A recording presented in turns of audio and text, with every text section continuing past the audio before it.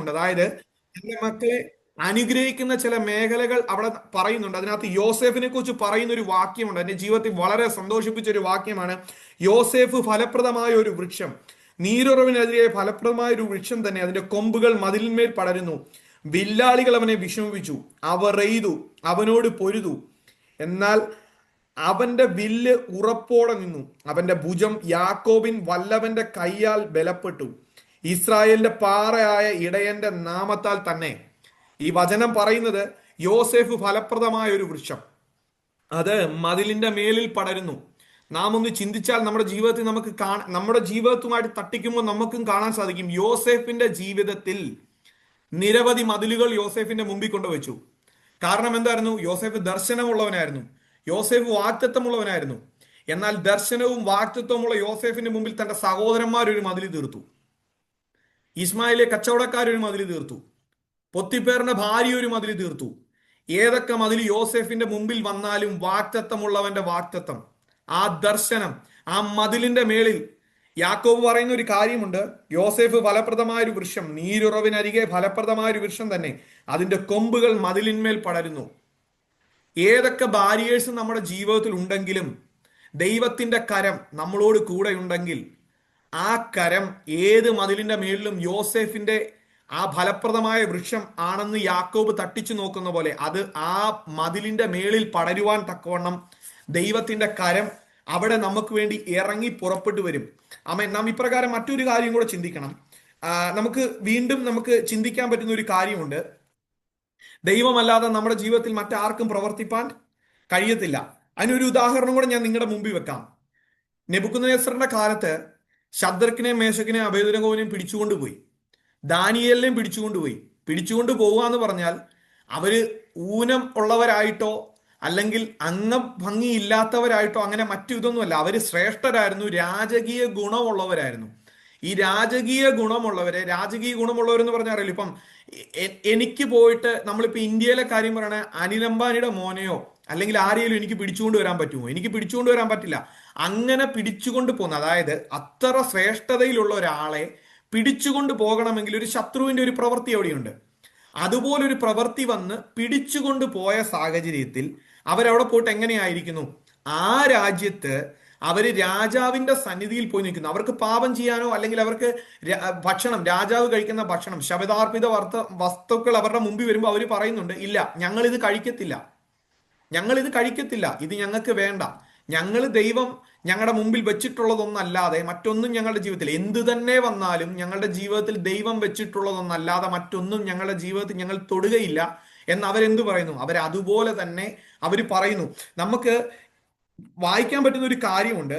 ശദ്രക്കിനെയും മേശക്കിനെയും അബേദ്നെഗോവിനെയും കൊണ്ടുപോയിട്ട് അവര് എന്താ പറയണ്ടേ, അവരവിടെ പോയി അവരുടെ ജീവിതത്തിൽ ആദ്യത്തെ പരീക്ഷയുടെ കാലം അവർ കഴിഞ്ഞു. അത് കഴിഞ്ഞിട്ട് അവർ രാജാവിന്റെ സന്നിധിയിലായിരിക്കുന്നു. അവർ രാജാവിന്റെ സന്നിധിയിലായിരിക്കുമെന്ന് അവരാരെ സേവിക്കുന്നു? യഥാർത്ഥ ദൈവത്തെ സേവിക്കുന്നു. നമ്മുടെയും ജീവിതത്തിൽ ചില കഷ്ടത്തിന്റെ നാളുകളിലൂടെ നമ്മൾ കടന്നു പോയിട്ട് നമ്മുടെ ജീവിതത്തിൽ ചിലപ്പോൾ ദൈവം ഒരു നന്മ തരും, ചിലപ്പോഴല്ല. നമ്മുടെ ജീവിതത്തിൽ ദൈവം ചിലത് വെച്ചിട്ടുണ്ട്. അത് നമ്മുടെ ജീവിതത്തിൽ ദൈവം ഇന്നല്ലെങ്കിൽ നാളെ അതിന്റെ സമയത്ത് നമ്മുടെ മുമ്പിൽ നൽകി തരും. എന്നാൽ നമ്മുടെ ജീവിതത്തിൽ ഇപ്പോൾ പലപ്പോഴും നാം ചിന്തിക്കേണ്ട ഒരു കാര്യമുണ്ട്. നമ്മളെപ്പോലെ നമ്മൾ മാത്രമേ ഉള്ളൂ. നമ്മൾ പലപ്പോഴും ദൈവത്തിൽ നിന്ന് നമ്മൾ പലപ്പോഴും യേശുക്രിസ്തുവിന്റെ പരസ്യ ശുശ്രൂഷ കാലത്ത് യേശുക്രിസ്തുവിന്റെ കൂടെ പോയ ആൾക്കാരെ പോലെ നമ്മൾ പലപ്പോഴും അപ്പം തിന്നാനും മീൻ തിന്നാനും മാത്രമാണ് പോകുന്നത്. ദൈവത്തെ പലപ്പോഴും നമ്മൾ സേവിക്കാറില്ല. ദൈവം ചില നന്മകൾ നമ്മുടെ ജീവിതത്തിൽ, അത് ചിലപ്പം വിശപ്പടക്കാനുള്ളതായിരിക്കാം, ഭൗതിക ജീവിതത്തിന് ആവശ്യമുള്ളതായിരിക്കാം. എന്തു തന്നെ ദൈവം നമ്മുടെ ജീവിതത്തിൽ നൽകി തന്നാലും നമ്മുടെ ജീവിതത്തിൽ നൽകി തന്നത് ദൈവം തന്ന ദാനമാണെന്ന് ഓർത്ത് നാം മുമ്പ് 1 മിനിറ്റ് പ്രാർത്ഥിച്ചെങ്കിൽ ദൈവം ഒന്ന് നൽകി തരുമ്പോൾ നാം 10 മിനിറ്റ് പ്രാർത്ഥിക്കണം. കാരണം മുമ്പ് നമ്മുടെ ജീവിതത്തിൽ ഒന്നുമില്ലായ്മയെ ദൈവം നമ്മുടെ ജീവിതത്തിൽ നമുക്ക് നൽകി തന്നപ്പോൾ നമ്മൾ ആ നൽകി തന്നോർത്ത് നമ്മൾ കൂടുതൽ ദൈവത്തെ സ്തുതിക്കണം. നമ്മൾ പലപ്പോഴും ചെയ്യുന്നത്, നമ്മൾ ദൈവസന്നിധിയിൽ നമ്മൾ നന്മ പ്രാപിക്കാൻ വേണ്ടി മാത്രം വരും. നന്മ തെറ്റിക്കഴിയുമ്പോൾ നമ്മൾ എന്ത് ചെയ്യും? പലപ്പോഴും ഇതങ്ങ് മാറ്റി വയ്ക്കും. എൻ്റെ ജീവിതത്തിലും പലപ്പോഴും ഞാനൊരു ഉദാഹരണം ഞാൻ പറയാം. അതായത് ഇന്ന് ഞാൻ അയർലൻഡിലായിരിക്കുന്നു, അല്ലെങ്കിൽ ഇന്ന് ഞാനും എൻ്റെ ഭാര്യയും കുഞ്ഞും അയർലൻഡിലായിരിക്കുന്നു. എൻ്റെ ജീവിതത്തിലെ അവസ്ഥ എന്ന് പറഞ്ഞാൽ ഒരുപക്ഷെ നിങ്ങൾക്ക് ആർക്കും അറിയത്തില്ല ഞാൻ ഏതൊരു സാഹചര്യത്തിൽ നിന്നാണ് ഇവിടെ വന്ന് ഇങ്ങനെ ഇരിക്കുന്നതെന്നും എന്നെ ഇങ്ങനെ ആക്കിയത് എങ്ങനെയാണെന്നും നിങ്ങൾ ആർക്കും അറിയത്തില്ല. പിൻസി ചേച്ചിക്ക് കുറച്ചറിയാം, പക്ഷെ എന്റെ ജീവിതത്തിന്റെ പാസ്റ്റിലേക്ക് നിങ്ങൾ തിരിഞ്ഞു നോക്കിയാൽ ഇവിടെ ഇരിക്കാൻ ഞാൻ ഒരു യോഗ്യതയും ഇല്ലാത്ത ആളാണ്. എന്നാൽ യോഗ്യതയില്ലാത്ത എന്നെ ഇവിടെ കൊണ്ട് ഇരുത്തിയെങ്കിൽ ദൈവത്തിന് ഈ രാജ്യത്ത് എന്നെ കുറിച്ച് ഒരു പദ്ധതി ഉണ്ടായിരുന്നു. ആ പദ്ധതി വിട്ടിട്ട് ഞാൻ ചെയ്ത പരിപാടി എന്ന് പറഞ്ഞാൽ നിങ്ങളോട് പറയാം, ഞാൻ ഓപ്പണായിട്ട് തന്നെ പറയാം, ദൈവം എൻ്റെ മുമ്പിൽ വെച്ച ഒരു ഓട്ടത്തിൽ നിന്ന് ഞാൻ 2 സ്റ്റെപ്പ് മാറി. കുഴപ്പമൊന്നുമില്ല, പ്രാർത്ഥിച്ചില്ലെങ്കിലും കുഴപ്പമില്ല, അക്സ അയർലൻഡിൽ വന്നല്ലോ, ഞാനും അയർലൻഡിൽ വന്നല്ലോ, എന്തായാലും ജീവിക്കാനുള്ളതുണ്ടല്ലോ. ഈ ഒരു സാഹചര്യത്തിൽ കൂടെ ഞാൻ മാറി നിന്നപ്പോൾ ആദ്യം ദൈവം ഒരു ചെറിയ വടിയെടുത്ത് തലക്കെട്ടൊന്ന് അടിച്ചു. ചെറിയൊരു വടിക്ക് ഒന്നടിച്ചു. അപ്പൊ നമ്മൾ ചിന്തിച്ചു, കുഴപ്പമില്ല. ആ ഒരു അടി കിട്ടി. ആ ഒരു അടിയിൽ ഇങ്ങ് മാറി നിൽക്കുന്ന സമയം തന്നെ ദൈവം ബാലശിക്ഷ തരുന്ന ദൈവം. അതായത് ദൈവം തന്നെ സ്നേഹിക്കുന്നവർക്ക് മാത്രം ദൈവം ബാലശിക്ഷ കൊടുക്കും. ആ ബാലശിക്ഷ കൊടുക്കുമ്പോൾ നമ്മൾ അതിൽ നിന്ന് തിരിച്ചറിയണം എന്ത്, ദൈവം തന്നെ അടിച്ചതാണെന്നും മടങ്ങി വരണമെന്നും തിരിച്ചറിയണം. യോനയുടെ ഒരു ജീവിതം പോലെയായിരുന്നു ഏതാണ്ട്. അപ്പൊ നമ്മൾ ഒന്ന് തന്നു, ഇച്ചിരി അങ്ങ് മാറി നിന്നു, കുഴപ്പമില്ല, വീണ്ടും ഒന്ന് സെറ്റിലായി, വീണ്ടും അപ്പൊ അതിലങ്ങ് ആ ഒരു രോഗത്തിന്റെ ഒരു ഓളത്തിലും ഒഴുക്കിലും ഒക്കെ അങ്ങ് പോയി, മുന്നോട്ട് പോയി വന്നു. രണ്ടാമത് വീണ്ടും ഒരു അവസ്ഥ മുന്നിൽ കൊണ്ടുവന്നു. അത് ഇച്ചിരി വലിയൊരു അടിയായിരുന്നു. ആ അടി എന്ന് പറഞ്ഞാൽ ഒരിക്കലും, അതായത് ഒരു ചുറ്റും നിൽക്കുന്ന സമൂഹം മൊത്തം നിന്നിട്ട് ഒരാളെ ഒറ്റപ്പെടുത്തി നിർത്തിയാൽ എന്തുണ്ടാകുമോ ആ ഒറ്റപ്പെടുത്തി നിർത്തുന്ന അനുഭവം ജീവിതത്തിലുണ്ടായി. അതായത് ഏത് സാഹചര്യമാണോ അത്, അതായത് ഞാൻ എൻ്റെ ജീവിതത്തിൽ ഞാൻ കണ്ടിട്ടില്ലാത്ത പല മേഖലകളിലൂടെയും ദൈവം എന്നെ കടത്തിവിട്ടു എന്ന് പറഞ്ഞാൽ ഒറ്റയ്ക്ക് നിൽക്കേണ്ട സ്ഥിതികൾ വന്നു. ഒറ്റയ്ക്ക് നിൽക്കേണ്ട സ്ഥിതികളിൽ പല തരത്തിൽ, അതായത് വാക്കുകൾ കൊണ്ട് ദ്രോഹിച്ചവരുണ്ട്, അല്ലെങ്കിൽ എന്താ പറയുക, ചെയ്തിട്ടില്ലാത്ത പല തെറ്റുകളും നമ്മുടെ ജീവിതത്തിൽ കൊണ്ടുവന്ന് വെച്ചിട്ട് അതിൻ പ്രകാരം തളർത്തിക്കളയാൻ നോക്കിയ ആൾക്കാരുണ്ട്. പക്ഷേ ഞാൻ പലപ്പോഴും ഇരുന്ന് കരഞ്ഞിട്ടുണ്ട്. കരഞ്ഞ സാഹചര്യങ്ങളിൽ ഞാൻ ഒരു രാത്രിയിൽ ഞാൻ ഒരു 3 മണിയായ സമയത്ത് ഞാൻ ദൈവത്തോട് കരഞ്ഞ് ഞാൻ പറഞ്ഞു, കർത്താവെ, വാഗ്ദത്തം തന്നു, അത് കാണിച്ചു, ശരി, ഞാൻ തൃപ്തനാ, എന്നെ തിരിച്ചു വിളിച്ചു, ഞാൻ മരിക്കാൻ റെഡിയാ, ഞാൻ ദൈവസന്നിധിയിൽ മരിക്കാൻ റെഡിയായിട്ട് ഏൽപ്പിച്ചു കൊടുത്തൊരു വ്യക്തി. എന്നാൽ ഞാൻ ഏൽപ്പിച്ചു കൊടുത്ത് ഞാൻ ദൈവത്തോട് സംസാരിച്ച് ഞാൻ ഈ വാക്ക് എൻ്റെ വായിലേക്ക് ഇടുന്ന സമയത്ത് ദൈവാത്മാവിനോട് സംസാരിച്ചൊരു വാക്യമുണ്ട്, എൻ്റെ കൃപ നിനക്ക് മതി, എൻ്റെ ശക്തി ബലഹീനതയിൽ കവിഞ്ഞു വരുന്നു. നാം പലപ്പോഴും നമ്മുടെ ജീവിതത്തിൽ കഷ്ടത്തിൽ കൂടെയും ഭാരത്തിൽ കൂടെയും കടന്നു പോകുമ്പോൾ നാം ചിന്തിക്കുന്നത് ഒന്നാണ്, എന്നിരുന്നാലും നമ്മളെ താങ്ങി നിർത്തുന്ന ഒരു ദൈവത്തിന്റെ കരമുണ്ട്. ദൈവം ചിലത് നമ്മുടെ ജീവിതത്തിൽ വെക്കും. അത് ദൈവത്തിനല്ലാതെ മറ്റാർക്കും നമ്മുടെ ജീവിതത്തിൽ നിന്ന് എടുത്തു മാറ്റാൻ കഴിയുകയില്ല. അത് ഒരിക്കലും നമ്മുടെ ജീവിതത്തിൽ തിന്മയ്ക്കല്ല. ദൈവം ആരെന്നും ദൈവം നിന്റെ ജീവിതത്തിൽ പ്രവർത്തിക്കുന്നത് എങ്ങനെയാണെന്നും ദൈവം നിന്റെ ജീവിതത്തിൽ എങ്ങനെയായിരുന്നുവെന്നും മറ്റു പലരുടെയും മുമ്പിൽ തെളിയിച്ചു കൊടുക്കാൻ വേണ്ടിയിട്ട് ദൈവം നിന്റെ ജീവിതത്തിൽ ചിലത് കൊണ്ടുവയ്ക്കും. അതിനൊരു ഉദാഹരണം ഞാൻ നിങ്ങളുടെ അടുത്ത് പറയാം. അതായത് ശദ്രക്കിനെയും മേശക്കിനെയും അബേദ്നെഗോവിനെയും പിടിച്ചിട്ട് എന്താ ചെയ്യണ്ടേ, തീച്ചൂളയിലിട്ടു. അവരോട് പറഞ്ഞു, രാജാവിന്റെ ബിംബത്തെ വണങ്ങണം, രാജാവിന്റെ ബിംബത്തെ വണങ്ങണം. പക്ഷെ രാജാവിന്റെ ബിംബത്തെ വണങ്ങാൻ അവർ റെഡിയായോ? അവർ റെഡിയായില്ല. അവരെന്താ പറഞ്ഞത്, ഞങ്ങളെ ഈ ദൈവം വിടുവിച്ചാലും വിടുവിച്ചില്ലെങ്കിലും. അവർ പറയുന്നവരുടെ വാക്കിന്റെ വിലയാണ് നമ്മൾ മനസ്സിലാക്കുന്നത്. അവർ പറയുന്നു, എന്നെ ഈ ദൈവം വിടുവിച്ചാലും വിടുവിച്ചില്ലെങ്കിലും ഞാൻ ഈ ദൈവത്തെ അല്ലാതെ മറ്റൊരു ദൈവത്തെ സ്നേഹിക്കത്തില്ല.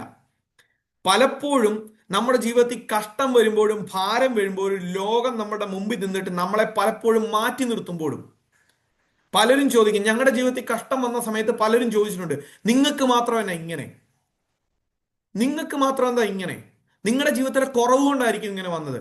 പലപ്പോഴും നമ്മുടെ ജീവിതത്തിൽ കഷ്ടം വരുമ്പോൾ, പ്രിയ ദൈവമക്കളെ, ഞാൻ നിങ്ങളോട് ഒരു കാര്യം, നിങ്ങളുടെ ജീവിതത്തിൽ കഷ്ടം ഉണ്ടെങ്കിൽ, ഞാൻ എൻ്റെ ഞെരുക്കത്തിൽ ദൈവത്തോട് നിലവിളിച്ചു എന്ന ദാവീദ് പറയുന്നത്. ദൈവത്തോട് നിലവിളിച്ചാൽ ദൈവം അരികെ ഇറങ്ങി വന്ന് നമ്മുടെ കഷ്ടതയുടെ നടുവിൽ നമ്മളോട് ഉത്തരം പറയാൻ ഒരു ദൈവത്തിന് മാത്രമേ കഴിയത്തുള്ളൂ, മറ്റൊരാൾക്കും കഴിയത്തില്ല.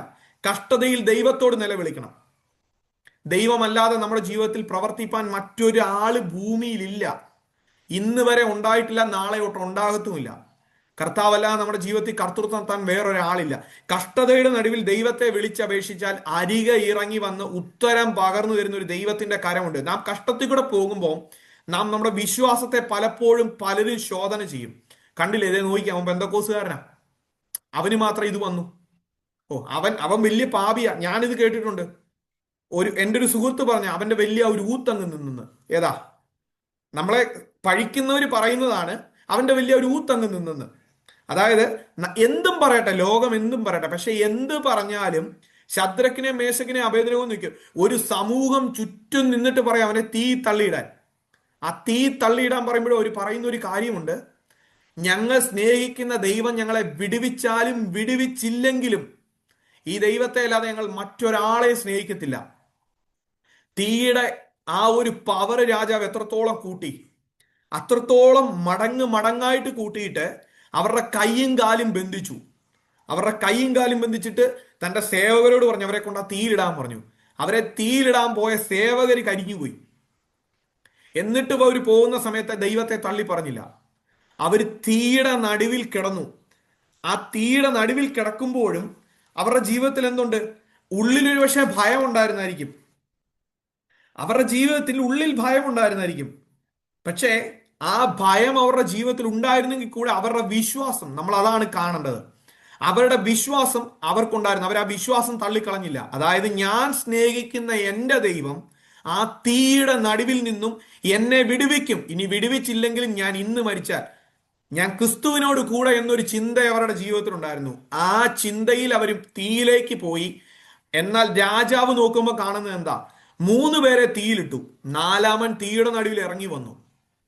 അവർ കെട്ടഴിഞ്ഞതിനകത്തൂടെ നടക്കുന്നത് കണ്ടു എന്ന് പറഞ്ഞത്. തീക്കകത്തൂടെ കെട്ടഴിഞ്ഞ് നടക്കുന്ന ഒരാൾക്കാരെ നമുക്ക് ചിന്തിക്കാൻ പോലും പറ്റുമോ? തീയുടെ മടങ്ങ് 7 മടങ്ങ് വർദ്ധിച്ചു. അടുത്തുകൂടാൻ വയ്യ.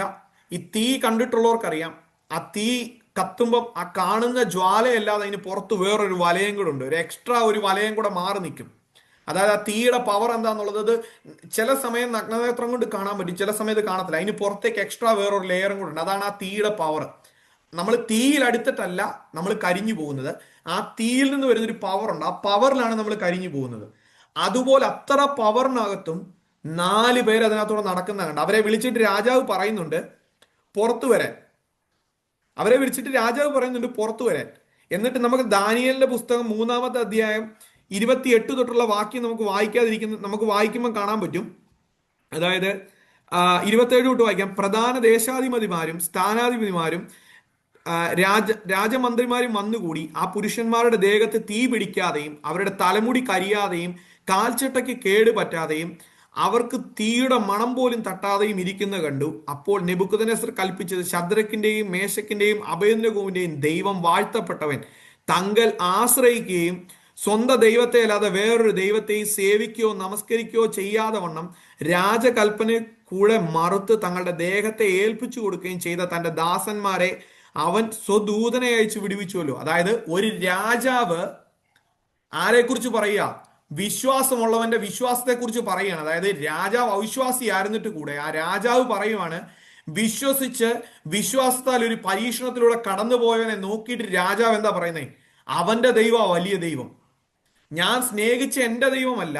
അതായത് നിന്റെ ജീവിതത്തിൽ ദൈവം ഒരു കഷ്ടത വെച്ചിട്ടുണ്ടെങ്കിൽ ആ കഷ്ടതയിലൂടെ നടന്ന് ആ കഷ്ടതയ്ക്ക് അപ്പുറം നീ കടക്കുമ്പോൾ, നീ ഒരു വെള്ളി അല്ലെങ്കിൽ ഒരു സ്വർണം തിളങ്ങുന്ന പോലെ തിളങ്ങുമ്പോൾ നിന്നെ ദൂഷിച്ചവരും നിന്നെ പഴിച്ചവരും നിന്നെ നോക്കി പറയും, എൻ്റെ ദൈവമല്ല, അവൻ സ്നേഹിച്ച അവന്റെ ദൈവമായിരുന്നു വലിയവൻ. നാം ചിന്തിക്കേണ്ടത് കഷ്ടത്തിൽ കൂടെ കടന്നു പോയാലും ദൈവം അനുവദിക്കുന്ന കഷ്ടമാണ്. നാം പ്രാർത്ഥിക്കുമ്പോൾ ഇപ്രകാരം പ്രാർത്ഥിക്കുക. ഞാൻ പ്രാർത്ഥിക്കുന്ന ഒരു കാര്യമുണ്ട് എപ്പോഴും, കർത്താവെ എൻ്റെ ജീവിതത്തിൽ ദൈവം അനുവദിക്കാത്തതൊന്നും വരരുത്. ഞാൻ കഴിഞ്ഞ 2 വർഷമായിട്ട് പ്രാർത്ഥിക്കുന്നതിന് ദൈവം അനുവദിക്കുന്ന ഇതെന്തും, അത് കഷ്ടതയായാലും പട്ടിണിയായാലും ആപത്തായാലും ഈർച്ചയായാലും വാളായാലും ഞാനത് സ്വീകരിക്കാൻ റെഡിയാണ്. അതിൽ ദൈവത്തിന്റെ മഹത്വം വെളിപ്പെടണം. ആ കഷ്ടത എന്തോ, ആ കഷ്ടത്തിൽ ദൈവം എന്താണോ എന്നെക്കുറിച്ച് ആഗ്രഹിക്കുന്നത് അത് വെളിപ്പെട്ട് വരണം. അതിനു വേണ്ടിയിട്ട് ഞാൻ പ്രാർത്ഥിക്കുന്ന പോലെ നമ്മളും പ്രാർത്ഥിക്കണം. കർത്താവെ, ദൈവഹിതം അത് എന്നിൽ നിറവേറുവാനും ദൈവത്തിന്റെ പദ്ധതി എന്നിലൂടെ പുറത്തു വരാനും ഞാൻ പ്രാർത്ഥിക്കണം. നാം അപ്രകാരം പ്രാർത്ഥിക്കുമ്പോൾ കർത്താവിന്റെ ഹിതം നമ്മളിൽ നിറവേറും. ആ ഹിതം നമ്മളിലൂടെ പുറത്തു വരുമ്പോൾ അത് നമുക്ക് മാത്രമല്ല, നമ്മളെ പഴിച്ചവരാട്ടെ ദൂഷിച്ചവരാട്ടെ നമ്മളെ കാണുന്നവരാട്ടെ അവര് പറയും, അവന്റെ ദൈവമായിരുന്നു വലിയവൻ. നമ്മളിലൂടെ പുറത്തു വരേണ്ടത് ആ ഒരു സാക്ഷ്യമാണ്. ആ ഒരു സാക്ഷ്യത്തിന് വേണ്ടി നമ്മൾ ഏൽപ്പിച്ചു കൊടുക്കണം. ഈ നാളുകളിൽ നമ്മൾ അപ്രകാരം ഏൽപ്പിച്ചു കൊടുത്താൽ ആ ദൈവം നമ്മുടെ മുമ്പിൽ അത് തെളിയിച്ചു തരും. അതുപോലെ തന്നെ നമുക്ക് അടുത്ത ഒരു ഭാഗം കൂടെ നമുക്ക് ചിന്തിക്കാം. അതായത് ദാനിയേലിനെ കുറിച്ച് നാം ചിന്തിക്കുമ്പോൾ നമുക്ക് ഇപ്രകാരം തന്നെ കാണുവാൻ സാധിക്കും. ദാനിയേലിനെ എടുത്ത് സിംഹക്കുഴിയിലിട്ടു. ദാനിയേലാണ് സിംഹക്കുഴിയിലേക്ക് പോകുന്നത് കണ്ടപ്പോൾ ദാനിയേലിന്റെ വലിയൊരു സുഹൃത്തായിരുന്നു രാജാവ്. ആ രാജാവിന് തിരിച്ചു മറുത്തൊരു വാക്ക് പറയാൻ പറ്റില്ല. കാരണം എന്താ? രാജാവിന്റെ രാജമോതിരം ഇട്ട് മുദ്ര വെച്ചൊരു മുദ്രയായിരുന്നു. ആ ഒരു കൽപ്പനയുടെ പുറത്ത് രാജാവിന് ഒന്നും പറയാൻ പറ്റിയില്ല. കാരണം രാജാവ് അത് ചെയ്താൽ അത് രാജ്യദ്രോഹമാണ്. ആ സ്ഥാനത്ത് ആര് പോണം? രാജാവ് പോണം. രാജാവ് ഒരു അക്ഷരം പോലും വേണ്ടി താൻ ഉപവാസത്താൽ രാത്രി മുഴുവൻ കഴിച്ചു കൂട്ടിയെന്നാ പറയുന്നത്. ആ ഉപവാസത്താൽ കഴിച്ചു കൂട്ടിയിട്ടും പിറ്റേ ദിവസം രാവിലെ രാജാവ് വന്നിട്ട് ആ കല്ലറയുടെ മുമ്പിൽ നിന്ന് ചോദിക്കുന്ന ഒരു ചോദ്യമുണ്ട്. രാജാവ് അധികാലത്ത് എഴുന്നേറ്റ്, അതായത് ആറാം അധ്യായം, ദാനിയേലിന്റെ പുസ്തകം 6-ാം അധ്യായം 19-ാം വാക്യം ഇപ്രകാരം വാക്കി: രാജാവ് അധികാലത്ത് എഴുന്നേറ്റ് ബന്ധപ്പെട്ട് സിംഹഗുഹയുടെ അരികെ വന്ന് ഗുഹയുടെ അരികെ എത്തിയപ്പോൾ അവൻ ദുഃഖ ശബ്ദത്തോടെ ദാനിയേലിനെ വിളിച്ചു. അതായത് രാജാവ് വിചാരിക്കുന്നത് ദാനിയേലിനെ സിംഹം പിടിച്ച് തിന്നു കളഞ്ഞു. നാം പലപ്പോഴും കഷ്ടത്തിൽ കൂടെ പോകുമ്പോൾ നമ്മളെ നോക്കി പലരും വിധി എഴുതും. ഓ, അവൻ തീർന്നു, ഇനി അവൻ പൊങ്ങത്തില്ല, അത് കഴിഞ്ഞു, ആ ചാപ്റ്റർ ക്ലോസ്ഡ്. ഞാൻ പറഞ്ഞില്ല, ഒരു സുഹൃത്ത് എന്നെ നോക്കി പറഞ്ഞതാണ്, അവന്റെ ആ വലിയ ഊത്തങ്ങ് തീർന്നു എന്ന് പറഞ്ഞ പോലെ നമ്മൾ പലതും നമ്മുടെ ജീവിതത്തിൽ ദൈവം അനുവദിച്ച് നമ്മൾ കടന്നു പോകുമ്പോൾ അവര് ചിന്തിക്കും കഴിഞ്ഞു, യെസ്, ഫിനിഷ്ഡ്. ഒരു കല്ലറയുടെ മുമ്പിൽ കൊണ്ടൊരു ലാസറിനെ വെച്ചപ്പോൾ ലോകം മുഴുവൻ ചിന്തിച്ചു കഴിഞ്ഞു. എന്നാൽ ആ കല്ലറയുടെ മുമ്പിൽ വന്ന് യേശു നിന്നിട്ട് എന്ത് പറഞ്ഞു? ലാസറെ പുറത്തു വരിക എന്ന് പറഞ്ഞു. എവിടെ ലോകം ഫുൾ സ്റ്റോപ്പ് ഇടുന്ന് ചിന്തിക്കുന്നോ അവിടെ ദൈവത്തിന്റെ പ്രവൃത്തി നമ്മുടെ ജീവിതത്തിൽ സ്റ്റാർട്ട് ചെയ്യും. ലോകം എവിടെ ഫുൾ സ്റ്റോപ്പ് ഇടുന്നു അവിടെ നമ്മുടെ ജീവിതത്തിൽ, അതായത് നമ്മളും ചിലത് ചിന്തിക്കണം. നമ്മുടെ ജീവിതത്തിൽ നമ്മളല്ല, പലപ്പോഴും നമ്മുടെ ജീവിതത്തിൽ, ഞാൻ വിചാരിച്ചു വെച്ചിരുന്ന എന്റെ ജീവിതത്തിൽ ഞാൻ MBA കാരനായിരുന്നു, നാട്ടിൽ വലിയ ജോലി ചെയ്ത ആളാണ്, ഞാനൊന്ന് വെള്ളം കുടിച്ചിട്ട് വെച്ച് ആ ഗ്ലാസ് എടുത്തുകൊണ്ട് പോകാൻ ആളുണ്ടായിരുന്നു, എനിക്ക് 2-3 ഫോൺ ഉണ്ടായിരുന്നു, ഞാൻ അങ്ങനെ ചെയ്ത ആളാ, ഇങ്ങനെ എന്റെയും ജീവിതത്തിൽ ഒത്തിരി ചിന്തകളുണ്ടായിരുന്നു. പക്ഷെ ഞാൻ അയർലൻഡിൽ വന്നിട്ട് എന്നെ ദൈവം പഠിപ്പിച്ച ഒരു കാര്യമുണ്ട്: മോനെ, നിന്റെ സർട്ടിഫിക്കറ്റ് ഒക്കെ എടുത്തുനിന്ന് തൂക്കി വെച്ചോ, അതുകൊണ്ട് ഒരു പ്രയോജനമില്ല, അത് വെറും പേപ്പറാന്ന് എന്നെ പഠിപ്പിച്ചു ദൈവം. നിന്റെ സർട്ടിഫിക്കറ്റിന് ഒരു വാല്യൂ ഇല്ല. നിന്റെ ജീവിതത്തിൽ ഞാനല്ല, നിന്റെ ജീവിതത്തിൽ നീയല്ല, നിന്റെ ജീവിതത്തിൽ പ്രവർത്തിക്കുന്ന ഞാനാണെന്ന് ദൈവം എന്റെ മുമ്പിൽ തെളിയിച്ചു തന്നു. അങ്ങനെ ദൈവം എന്നെ വഴി നടത്തി. നോക്ക്, രാജാവ് കല്ലറയുടെ മുമ്പിൽ വന്നിട്ട് കരഞ്ഞുകൊണ്ടുള്ള ശബ്ദത്തിൽ, അതായത് ദാനിയേൽ തീർന്നു, ആ തലയോട്ടിയെങ്കിലും കാണുമെന്നുള്ള ചിന്തയിലാണ് രാജാവ് കല്ലറയുടെ മുമ്പിൽ വന്നിട്ട് പറയുന്നത്. ദുഃഖ ശബ്ദത്തോടെ ദാനിയേലിനെ വിളിക്കുക. എന്നിട്ട് ചോദിക്കുന്ന ഒരു ചോദ്യമുണ്ട്. ദാനിയേലോട് സംസാരിച്ചു: ജീവനുള്ള ദൈവത്തിന്റെ ദാസനായ ദാനിയേലെ, നീ ഇടപെടാതെ സേവിച്ചു വരുന്ന നിന്റെ ദൈവം സിംഹങ്ങളിൽ നിന്ന് നിന്നെ രക്ഷിപ്പാൻ പ്രാപ്തനായോ എന്ന് ചോദിച്ചു. അതായത് രാജാവ് പോലും ചോദിക്കുവാണ്. ഏതാ ഒരു ചോദ്യം ചോദിക്കുക? ദാനിയേൽ തീർന്നു, എന്നാലും ഒന്ന് ചോദിക്കുക, ചിലപ്പം ഉണ്ടെങ്കിലോ, നിന്നെ വിടുവിച്ചോ. ചിലര് നമ്മുടെ ജീവിതത്തിൽ കഷ്ടത്തിൽ കൂടെ നമ്മൾ പോകുമ്പോൾ ചിലര് വന്നേച്ച് ചില അനുതാപ രീതിയിൽ നമ്മളോട് ചോദിക്കുക. അത് വേറൊന്നിനുമല്ല, നമ്മുടെ കൂട്ടത്തിൽ നമ്മളെ ഒന്ന് കുത്താൻ വേണ്ടിയിട്ടാ. അവർക്ക് നമ്മളോട് അത്ര സ്നേഹം ഉണ്ടായിട്ടൊന്നുമല്ല, വേദനിക്കുന്നെങ്കിൽ ഒന്നുകൂടെ ഒന്ന് വേദനിച്ചോട്ടെന്ന് ഓർത്തിട്ടായിരിക്കാം. പക്ഷെ എങ്ങനെയാണെങ്കിലും രാജാവ് വന്നിട്ട് ചോദിക്കും, നിന്നെ ദൈവം വിടുവിച്ചോ എന്ന് ചോദിക്കുന്നു. ആ ചോദിക്കുമ്പോൾ ദാനിയേൽ രാജാവിനോട് ഉത്തരം പറയുന്ന ഒരു ഉത്തരവുണ്ട്. അത് എന്നെ വളരെ സന്തോഷിപ്പിച്ച ഒരു കാര്യമാണ്. രാജാവ് ദീർഘായുസിരിക്കട്ടെ, സിംഹങ്ങൾ എനിക്ക് കേടുവരുത്താതിരിക്കേണ്ടതിന് എന്റെ ദൈവം തന്റെ ദൂതനെ അയച്ച് അവയുടെ വായ അടപ്പിച്ചു കളഞ്ഞു. ആമേൻ. നാം ചിന്തിക്കേണ്ട ഒരു കാര്യമുണ്ട്. രാജാവിന്റെ ആ ചോദ്യത്തിന് ദാനിയേൽ കൊടുക്കുന്ന ഒരു ഉത്തരവുണ്ട്. നമ്മളാണ് എന്ത് പറയും? സിംഹത്തിന്റെ കുഴിക്കകത്ത് കിടന്നിട്ട് നമ്മൾ പറയും, ആ രാജാവേ, ഞാനിവിടെ ഓക്കെ കേട്ടോ, എനിക്ക് കുഴപ്പമൊന്നും ഇല്ലായിരുന്നു, ഞാൻ സുഖമായിട്ട് കിടന്നുറങ്ങി, സിംഹം അവിടെ കഴിച്ചിട്ട് ഇറച്ചി മിച്ചു കിട്ടണം, ഞാൻ ഇവിടെ ഇച്ചിരി വിറകൊക്കെ ഉണ്ട്, ഞാൻ ഇത് വെച്ച് കുക്ക് ചെയ്ത് ബാക്കി ഞാനും കഴിച്ചു, എനിക്ക് കുഴപ്പമൊന്നുമില്ല, ഞാൻ ഓക്കെ ആയിരുന്നു എന്ന് നമ്മൾ രാജാവിനോട് വേണേൽ തിരിച്ചു പറയും. പക്ഷെ ദാനിയേൽ പറയുന്ന ഒരു കാര്യമുണ്ട്. രാജാവ് ദീർഘായുസിരിക്കട്ടെ, സിംഹങ്ങൾ എനിക്ക് കേടുവരുത്താൻ എന്റെ ദൈവം തന്റെ ദൂതനെ അയച്ച് സിംഹത്തിന്റെ വായടച്ചു കളഞ്ഞു. അവിടെയും ദാനിയേൽ ആർക്കാ മഹത്വം കൊടുക്കുന്നത്? ദൈവത്തിന് മഹത്വം കൊടുക്കുന്നു. നമ്മുടെ ജീവിതത്തിൽ കഷ്ടമുണ്ടെങ്കിലും ആ കഷ്ടത്തിൽ നാം ദൈവത്തിന് മഹത്വം കൊടുക്കണം. ആ ദൈവത്തിന്റെ മഹത്വത്തിൽ കർത്താവ് നമുക്ക് വേണ്ടി പ്രവർത്തിക്കും. നാം എന്താ വചനം വായിച്ചത്? തനിക്ക് വേണ്ടി, അതായത് നമുക്ക് വേണ്ടി പ്രവർത്തിക്കാൻ ഒരു ദൈവമല്ലാതെ മറ്റാരെങ്കിലും ഉണ്ടോ? വചനം ഇപ്രകാരം വായിക്കുന്നത്: നീ അല്ലാതെ ഒരു ദൈവം തന്നെ കാത്തിരിക്കുന്നതിന് വേണ്ടി പ്രവർത്തിക്കുന്നത് പണ്ട് മുതൽ ആരും കേട്ടിട്ടില്ല, ഗ്രഹിച്ചിട്ടില്ല, കണ്ണുകൊണ്ട് കണ്ടിട്ടുമില്ല. ആമേൻ. നമ്മൾ ചിന്തിക്കണം, നമുക്ക് വേണ്ടി പ്രവർത്തിച്ച ഒരു ദൈവമാ, എന്റെ കരമല്ല, ദൈവത്തിന്റെ കരമാ അവിടെ പ്രവർത്തിച്ചത്. ദാനിയേൽ ദൈവത്തിന് മഹത്വം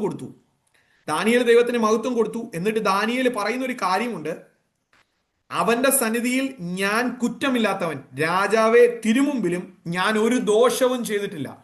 അതായത് ഒരു ലോകം മുഴുവൻ നിന്ന് പഴി പറഞ്ഞാലും, ഒരു ലോകം മുഴുവൻ നിന്ന് തള്ളിയാലും, സിംഹത്തിന്റെ കുഴിയിലിട്ട് കളഞ്ഞാലും, എന്താ പറയണ്ടേ, ദൈവത്തിന്റെ കരമിറങ്ങി വന്നപ്പോൾ ദാനിയേൽ പറയുന്നു, രാജാവെ, ഞാൻ തിരുമുമ്പിലും കുറ്റമൊന്നും ചെയ്തിട്ടില്ല, ഞാൻ ദൈവത്തിന്റെ സന്നിധിയിലും കുറ്റമൊന്നും ചെയ്തിട്ടില്ല, എന്നെ വിടുവിച്ചത് കണ്ടോ. അതായത് കഷ്ടതയുടെ നടുവിൽ ദൈവത്തെ മഹത്വപ്പെടുത്തുവാൻ കർത്താവ് നമ്മുടെ ജീവിതത്തിൽ ഒരുക്കിയ ഒരു വഴിയാണ് ദാനിയേൽ അവിടെ വെളിപ്പെടുത്തി കൊടുക്കുന്നത്. ശദ്രക്കും മേശക്കും അബേദ്നെഗോവും വെളിപ്പെടുത്തി കൊടുത്ത അത് തന്നെയായിരുന്നു. കഷ്ടതയുണ്ടെങ്കിലും, ലോകത്തിൽ കഷ്ടമുണ്ടെങ്കിലും, ആ കഷ്ടത്തിന്റെ നടുവിൽ പ്രവർത്തിക്കുന്ന ഒരു ദൈവത്തിന്റെ കരമുണ്ടെന്നുള്ളത് നാം ഈ നാളുകളിൽ മനസ്സിലാക്കണം.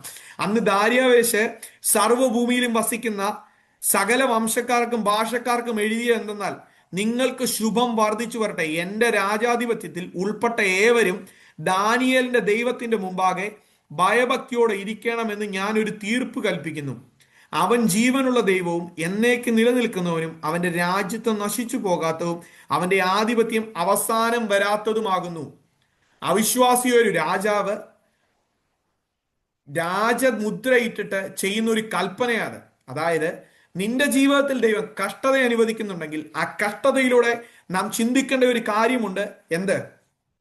നാം ദൈവത്തെ മഹത്വപ്പെടുത്തിയാൽ മഹത്വപ്പെടുത്തുന്ന കർത്താവിന്റെ കരം നമ്മുടെ മുമ്പിൽ ഇറങ്ങി വന്ന് കഷ്ടതയുടെ നടുവിൽ നമുക്ക് വേണ്ടി പ്രവർത്തിക്കുന്ന ദൈവകരം നമ്മളിലൂടെ പ്രവർത്തിക്കുമ്പോൾ കഷ്ടതയുടെ നാളുകൾ കടന്ന്, അല്ലെങ്കിൽ ശോധനയുടെ നാളുകൾ കടന്ന്, ഒരു തീച്ചുളയിലൂടെ കടന്നാലും, ഒരു സിംഹത്തിന്റെ കുഴിയിലൂടെ കടന്നാലും, മരണത്തിന്റെ താഴ്വരയിലൂടെ കടന്നാലും, കണ്ണുനീരിന്റെ താഴ്വരയിലൂടെ കടന്നാലും, അതിനപ്പുറം നാം കടന്നു വരുമ്പോൾ നാം ചിന്തിക്കേണ്ടതും പ്രവർത്തിക്കേണ്ടതുമായ ഒരു കാര്യമുണ്ട്. സകലത്തിലും ദൈവത്തിന് മഹത്വം കൊടുക്കണം. നിന്റെ കരം എന്നോട് കൂടെ ഇരുന്നത് കൊണ്ട് ഞാൻ അനുഗ്രഹിക്കപ്പെട്ടു. ദൈവത്തിന്റെ കരം എന്നോട് കൂടെ ഇരുന്നത് കൊണ്ട് ഞാൻ ഈ താഴ്വര കടന്നു. സകലതും എൻ്റെ കർത്താവിന്റെ കരം എന്നോട് കൂടെ ഇരുന്നുകൊണ്ട് എനിക്ക് സാധ്യമായി. ആ കരം എന്നെ വഴി നടത്തി. ദൈവകരമില്ലെങ്കിൽ, ദൈവത്തിന്റെ പ്രവൃത്തി നമ്മളോട് കൂടെ ഇല്ലെങ്കിൽ നമുക്കൊന്നും ചെയ്യുവാൻ കഴിയത്തില്ല. ഞാൻ നിങ്ങളോട് ഒരു ഉദാഹരണം കൂടെ പറഞ്ഞ് ഞാൻ സമയത്ത് തന്നെ നിർത്തുവാൻ ആഗ്രഹിക്കുന്നു. അതായത്, എന്റെയും അക്ഷയുടെയും ജീവിതത്തിൽ ഞങ്ങൾ ജോലിയുടെ മേഖലയിൽ കടന്നുപോയൊരു വിഷയമുണ്ടായിരുന്നു. അക്ഷയുടെ ജോലി നഷ്ടപ്പെട്ടു. ആ ജോലിയുമായി ബന്ധപ്പെട്ട് മുന്നോട്ട് പോയ സാഹചര്യത്തിൽ ഇവിടുത്തെ യൂണിയൻ ഒരു കേസ് ഫയൽ ചെയ്തു. അയർലൻഡിലെ യൂണിയൻ എന്ന് പറഞ്ഞാൽ അവരൊരു കേസ് ഫയൽ ചെയ്താൽ ചെയ്യുന്ന കേസിൽ അവർ വിജയം കണ്ട് മാത്രമേ അതുകൊണ്ട് മുന്നോട്ട് പോകത്തുള്ളൂ.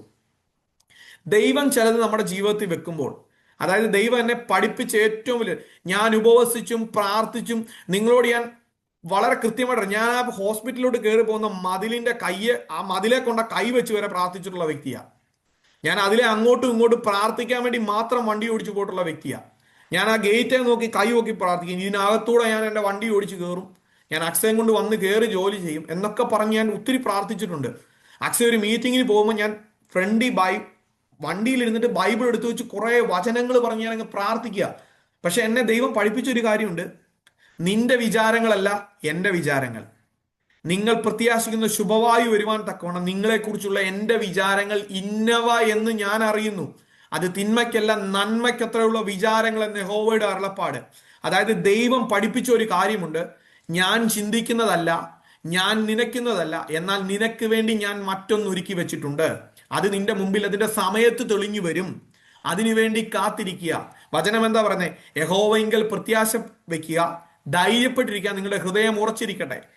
കഷ്ടത്തിൽ കൂടെ കടന്നുപോയാലും, ദുഃഖത്തിലൂടെ കടന്നുപോയാലും, ഭാരത്തിലൂടെ കടന്നുപോയാലും നാം ചിന്തിക്കണം, യഹോവയിങ്കൽ പ്രത്യാശ വെക്കണം, ധൈര്യപ്പെട്ടിരിക്കണം.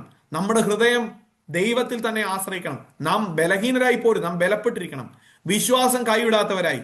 അതല്ലേ ശദ്രക്കും മേശക്കും അബേദ്നെഗോവും പറയുന്നേ? ശ്രദ്ധിച്ചു നോക്കിക്കേ, അവരെന്താ പറയുന്നേ? ഈ ദൈവം വിടുവിച്ചാലും വിടുവിച്ചില്ലെങ്കിലും ഈ ദൈവത്തെ വിട്ട് ഞാൻ മറ്റൊരു ദൈവത്തെ സ്നേഹിക്കാൻ പോകത്തില്ല. ഈ കഷ്ടത്തിൽ ദൈവം എന്നെ വിടുവിച്ചാലും വിടുവിച്ചില്ലെങ്കിലും, ഒരുപക്ഷെ ജോലിക്ക് വേണ്ടി നോക്കുന്നവരായിരിക്കാം. എൻ്റെ ജീവിതത്തിൽ ജോലിയുടെ വിഷയവുമായി ബന്ധപ്പെട്ട് ഭാരപ്പെട്ട ഒരു വ്യക്തിയാണ് ഞാൻ. പറയാം, അതിൻ്റെ ആധിക്യം എന്താണെന്നുള്ളത് എനിക്ക് നന്നായിട്ടറിയാം. അതിൻ്റെ വേദന എന്താണെന്നുള്ളത് എനിക്ക് നന്നായിട്ടറിയാം.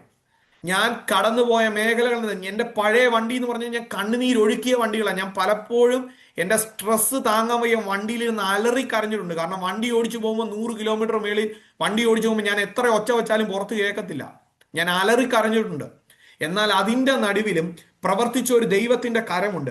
ആ ദൈവകരം ഇറങ്ങി വന്ന് നാം പോയ സാഹചര്യത്തിൽ ദൈവത്തിന്റെ കരം കൂടിയിരുന്ന് താങ്ങി നടത്തി, കർത്താവ് വഴി നടത്തി. പ്രിയ സ്നേഹിതരെ, ഞാൻ നിങ്ങളോട് ഈ സന്ധ്യാസമയത്ത് ഒരു കാര്യം പറയാം. ദൈവത്തിന്റെ പ്രവൃത്തി. കഷ്ടത്തിലൂടെ നാം കടന്നു പോകുന്നവരാണോ? ഭാരത്തിലൂടെ കടന്നു പോകുന്നവരാണോ? പ്രയാസത്തിലൂടെ കടന്നു പോകുന്നവരാണോ?